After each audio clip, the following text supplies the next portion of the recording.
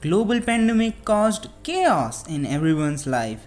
If we talk about specifically the wrestling world, the wrestling fans were curious that will our favorite show get shut down or will they still go with the phrase the show must go on, and they did run the show without any actual live audience.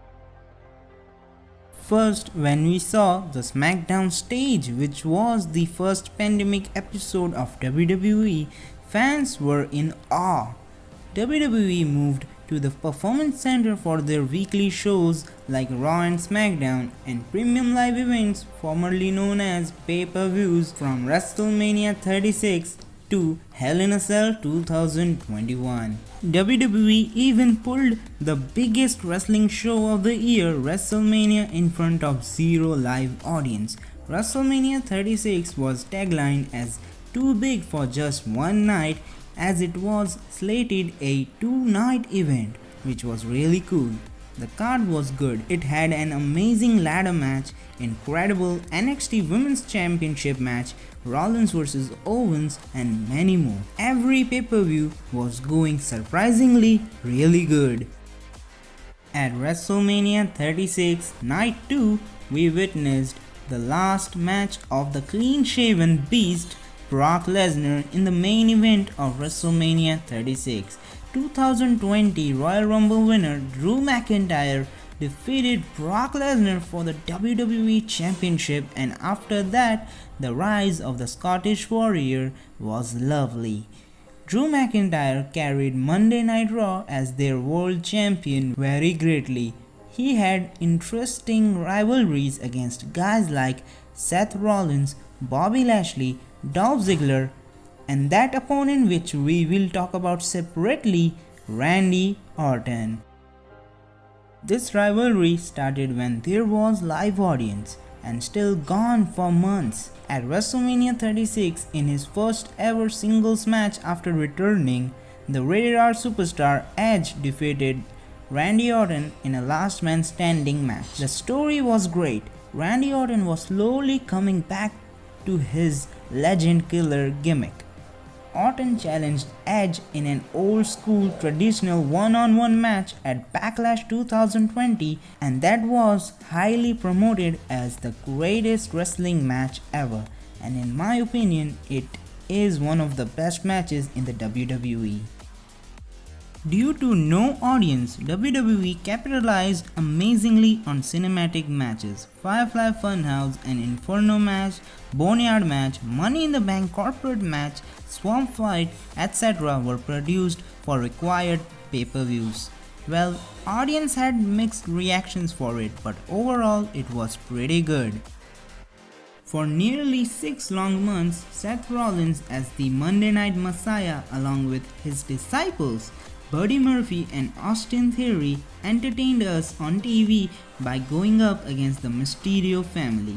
It all started with Seth Rollins attacking Rey Mysterio on an episode of Raw. Rey and Seth had an infamous eye for an eye match at the horror show at Extreme Rules 2020 to the debut of Dominic Mysterio at SummerSlam 2020 to Payback 2020 to their last chapter. Without a doubt, Bayley and Sasha Banks were carrying the women's division in the pandemic era. Bayley and Sasha Banks had every main roster women's title on their shoulders. Bayley also became the longest reigning SmackDown Women's Champion, along with holding the Women's Tag Team Championships with Sasha Banks, as she was also the Raw Women's Champion. Both of them had feuds against Alexa Bliss, Nikki Cross, and Asuka. After quite some time, best friends became bitter enemies once again by having an awesome Hell in a Cell match for the SmackDown Women's Championship. Now we will talk about Drew McIntyre vs Randy Orton separately. Randy Orton brought back his punt kick as he was once again the legend killer while being a legend himself. The victims during this tenure were Edge, Christian, Big Show, and Ric Flair respectively.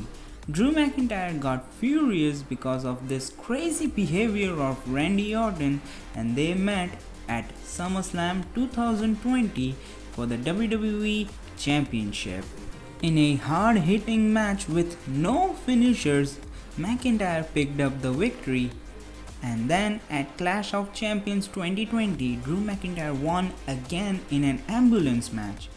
But at Hell in a Cell 2020, inside the Hell in a Cell structure, the Viper finally struck on the Scottish Warrior to capture his 14th world title in WWE.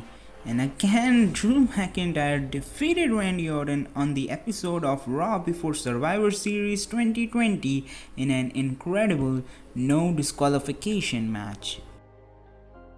At Money in the Bank 2020, MVP came out while accepting R-Truth's open challenge as Bobby Lashley was the actual opponent.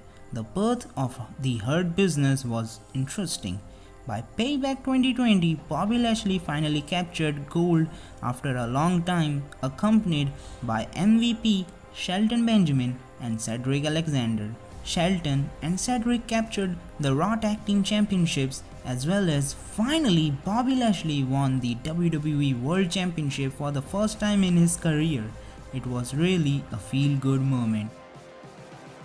Apart from the end of this feud, it was really interesting. Alexa Bliss playing mind games on behalf of Bray Wyatt, who was burned by Randy Orton at TLC 2020. At some time, it was the best part of the Monday Night Raw episodes, as other rivalries were not going so good. After giving arguably the best cinematic match named as Boneyard match along with AJ Styles, The Undertaker bid his farewell at Survivor Series 2020, which was really emotional to feel he will surely remain as one of the greatest of all time. In a Falls Count Anywhere match at SummerSlam 2020 in the main event, The Fiend Bray Wyatt defeated Braun Strowman for the Universal Championship, and after blinking for a second, we saw which we never saw it coming. Roman Reigns finally returned with a new attitude. In a historic return, Roman Reigns proved why he is on the top. At Payback 2020, Roman Reigns casually came into the ring. As he said, "Wreck everyone and leave," he did the same. He wrecked Wyatt and Strowman to capture the title, which he never lost. The iconic reign began at Payback 2020 and it is still going on in 2023.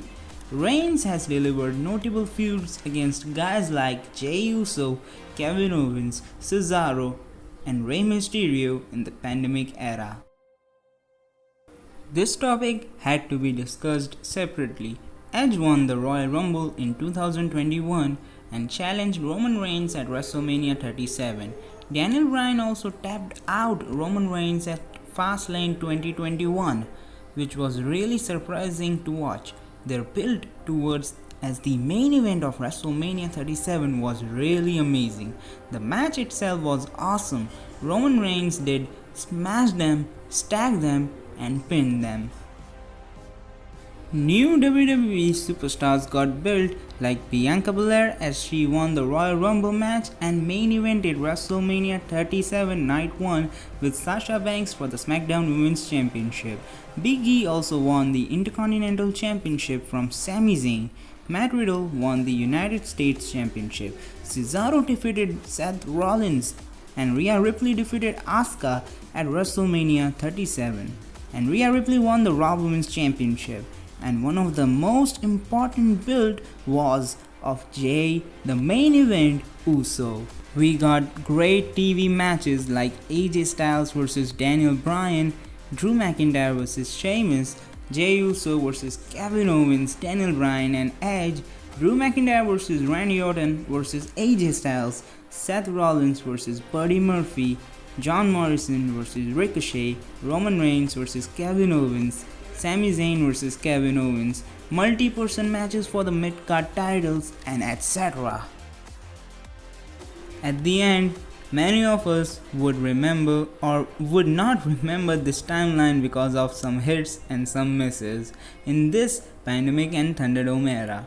Thank you so much for watching. Hit the like button, hit subscribe, and share with your friends. And I would really like to know your favorite moment, match, rivalry, or anything came from the Thunderdome era in the comment section down below.